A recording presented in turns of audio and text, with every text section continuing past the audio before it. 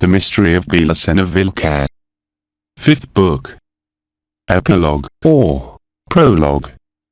Chapter 11. On January 6 of 1980, BELICENA VILLCA was murdered. On January 21 of 1980, I experienced the spiritual rapture of the Virgin of Agatha. On January 28 of 1980, I knew that I had an Uncle Kurt, and was leaving to Salta.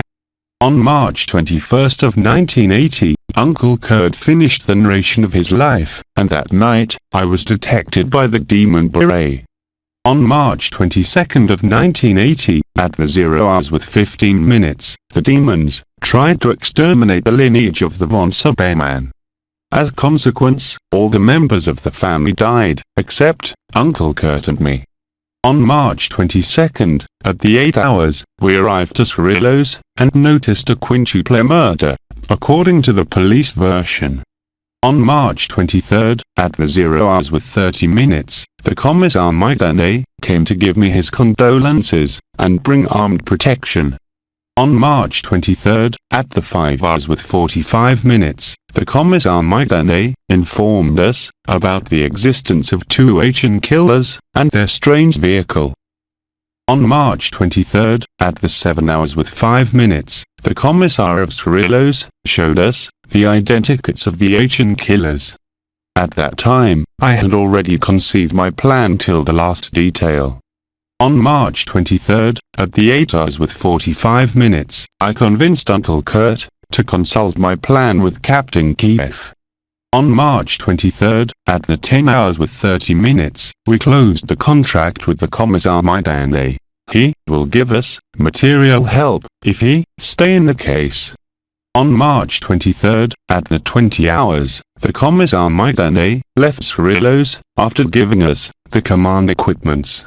I would not see him again. On March 23, at the 23 hours, I rested for a while, for first time since the fateful night of the 21. On March 24, at the 11 hours, I presented myself in the commissariat of Cerrillos, and effectuated my declaration. It was not too much what I knew about the murders, and of them, they doubted, because they had verified my alibi. For it they sent two policemen, that realized the inverse path towards Santa Maria. They collected the testimonies about our journey from 0 hours with 30 minutes, to 8 hours. They inquired the telephonic operator, who knew my voice, because I called to Cerrillos frequently, and interrogated Jose Terra and his wife, the stewards of Uncle Kurt. No, about my absence in the scenery of the crime they didn't doubt, neither suspected of Uncle Kurt.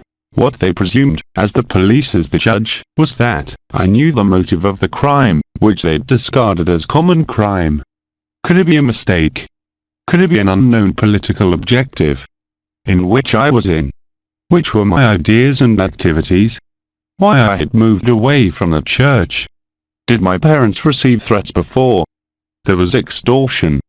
Thus, filling me with similar questions, they retained me till the 17 hours, and they promised to call me again. On March 24, at the 10 hours, while I was preparing myself to go to the commissariat, Uncle Kurt started to work with Yin and Yang. At returning, by the afternoon, the Docs Davis had already achieved to isolate the trace of the black car. Uncle Kurt designed it with a keyword, and, affirming it mentally, he demonstrated me, in effective manner, how the Docs Davis were going directly to the site where it parked. Uncle Kurt dedicated the 25 of March integrally to construct the order with the Kikos Vadi. All the operation depended from the precision of that order, and its meticulousness resulted comprehensible. He just employed some as the coordinate with me the movements that we would do before our foes.